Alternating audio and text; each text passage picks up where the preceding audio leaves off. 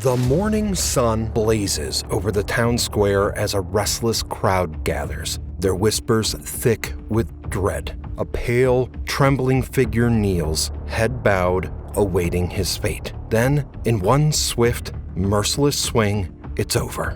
This was Ottoman justice, swift, brutal, and inescapable. For centuries, the Ottoman Empire ruled its vast empire through fear, using gruesome punishments and brutal tortures to maintain control. Heads were put on display, bodies were impaled, and prisoners left to die in absolute agony. In the lands of the Sultan, punishment wasn't just about the law, it was about making an example. Today, we will delve into the world of Ottoman justice and the cruel fates of those unfortunate enough to cross paths with it.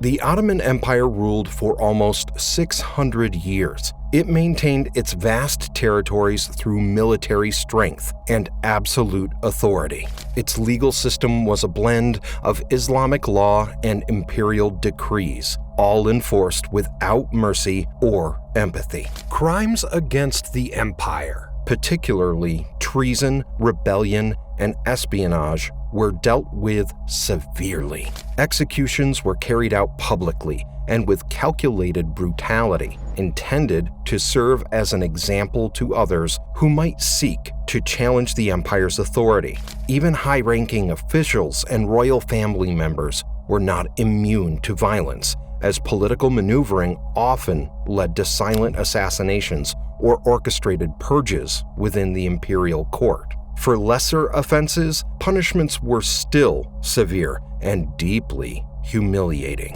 Criminals could expect physical torture, forced labor, or public humiliation. Many endured imprisonment in dark, squalid dungeons where starvation, isolation, and unending suffering broke their spirits long before their sentences were served. The empire also used psychological means to ensure that even those who survived their brush with the law bore permanent mental and physical scars, forever marking them as an offender. The fear of punishment extended beyond the individual, as families and entire communities could be punished for the crimes of one person, reinforcing a system of collective responsibility. The Ottomans understood that maintaining order required more than law. It demanded fear. Through the carefully crafted system of pain, humiliation, and public spectacle, the empire ensured absolute obedience. Justice was not only about punishing the guilty, but also about reminding the masses of the Sultan's unchallengeable authority, a legacy of control that shaped the Ottoman history and left a lasting mark on its people. Example stones.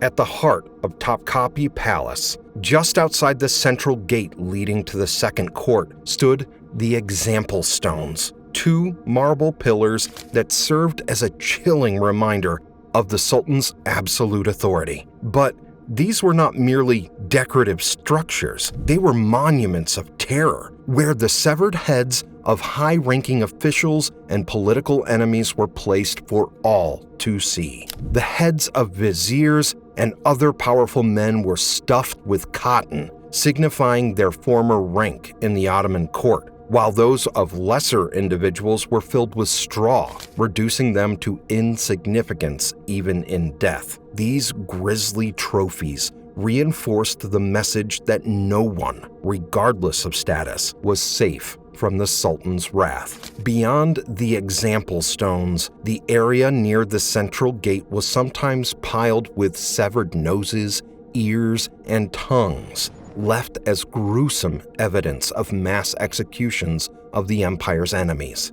These were often the remains of rebels, traitors, or corrupt officials. These displays were not just about punishment, they were a psychological weapon, ensuring that fear of execution loomed over every court official and foreign diplomat who passed through the palace gates. The sight of rotting heads and scattered body parts left no doubt about the consequences of defying the Sultan, solidifying the Ottoman Empire's reputation for merciless and absolute justice. Cafes. The Ottoman cafes was one of the most infamous and psychologically tormenting traditions of the Ottoman Empire. It was designed to control heirs to the throne and prevent internal power struggles, which throughout much of the Ottoman history had resulted in constant conspiracies and political assassinations. The cafes, meaning cage in Turkish, was a secluded section within Topkapi Palace in modern-day Istanbul, where princes who were potential rivals to the reigning sultan were confined in isolation for years, even decades, with some even dying of old age during their captivity. The system emerged as a less bloody alternative to fratricide, the murder of family members within the royal household. Earlier Ottoman sultans followed a brutal custom where a newly crowned ruler would execute his male relatives to prevent civil war. But by the 17th century, under Sultan Ahmed I,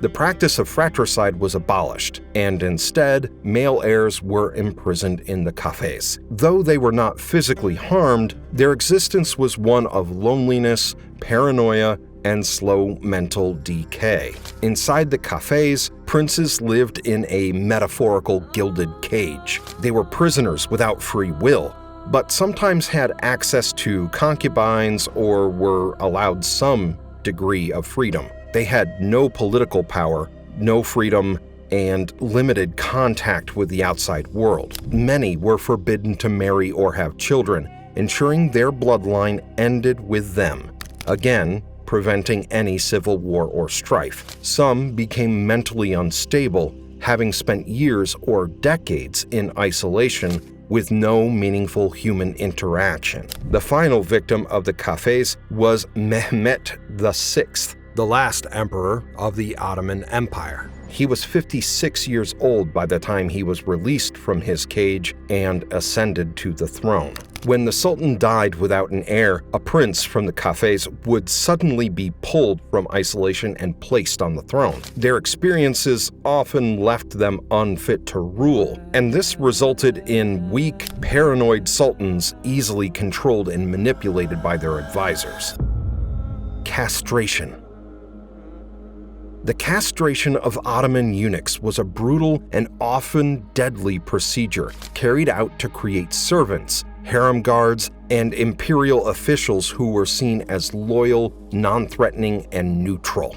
Unlike most forms of mutilation in the empire, this was not necessarily a punishment for a crime, but it still constituted torture and was often practiced on Black African slaves. Eunuchs were an institutionalized part of Ottoman court life, particularly as guards of the imperial harem. The demand for eunuchs was high, leading to a lucrative and horrific trade in which African boys were captured by Arab traders, enslaved, and then castrated. The death rate was shockingly high, with many boys succumbing to their wounds, dying from infection or blood loss. Those who survived were considered highly valuable, as their rarity increased their worth in the Ottoman slave markets. While some eunuchs eventually held powerful positions in the empire, the suffering they endured was unimaginable, and their life would be dedicated to the service of others. The practice was driven by demand for submissive and sexless servants who would pose no threat to a harem of female concubines. Hung by rib. In 18th century Bosnia, which was at the time a region of the Ottoman Empire, a particularly gruesome method of execution known as sengela was used, which inflicted on the victim a slow, agonizing death. Sengela was a form of impalement, but unlike traditional impalement, which drove a stake through the body, sengela involved forcing an iron meat hook between a victim's ribs and suspending them in the air. The weight of their own body caused the hook to tear through muscle and organs, ensuring a prolonged and excruciating death. The victims were left to die slowly, sometimes over the course of several hours or even days, as the hook gradually ripped deeper into their flesh. The pain was unbearable, as movement only worsened their suffering. Many likely died from shock, blood loss, or suffocation as their bodies strained against the hook. Bodies were often left hanging as gruesome warning, reinforcing the Ottoman Empire's rule over its conquered territories through terror. Singela was a punishment reserved for only the most grave offenses. Though rare, it stands as one of the most horrific forms of execution in Ottoman history. The Singela was last used in 1873 in Ottoman Bulgaria against Vasil Levski, an anti-Ottoman revolutionary. Skinned alive. The Ottoman Empire's execution of Marko Bragadin remains one of the most gruesome and infamous acts of torture in history. Bragadin was a Venetian commander who led the defense of Famagusta, a key city on the island of Cyprus, against the Ottoman siege of 1571. Despite a fierce resistance, the city eventually fell. Though initially promised safe passage, Bragadin was betrayed, captured, and subjected to horrific torture. His execution was slow and excruciating. The Ottomans tied him to the mast of a ship and began skinning him alive. This process, carried out carefully to prolong his suffering, caused unimaginable pain as layers of flesh were peeled away while he remained conscious. Bragadin remained alive for much of the ordeal, praying and calling to God as his flesh was stripped from his body. His flesh was distributed amongst the soldiers as a grim war trophy, while his flayed skin was stuffed with straw, sewn back together, and dressed in his military uniform. The Ottomans paraded his stuffed skin through the streets on the back of an ox, mocking him in death. This display was meant to humiliate Venice and intimidate any enemy nations who might dare resist Ottoman rule. The Ottoman Empire collapsed in 1922, bringing an end to centuries of brutal rule. However, the fall of the empire did not bring an end to government-sponsored violence. Under the newly formed Republic of Turkey, led by Mustafa Kemal Ataturk, state repression took on new forms and focused on new enemies. Mass murder and political suppression targeted those who were seen as enemies of the new order, such as the Armenians, who refused to assimilate with the majority of Turkish Muslim identity. Even in modern Turkey, torture, enforced disappearances, and violent crackdowns on dissent continue to be reported. Journalists, activists, and political opponents face arrest, imprisonment, and mistreatment in government custody. Reports from human rights organizations highlight the ongoing use of psychological and physical abuse against prisoners, reminiscent of the Ottoman era. While the sultans, viziers, and pashas are long gone, their ancient methods remain.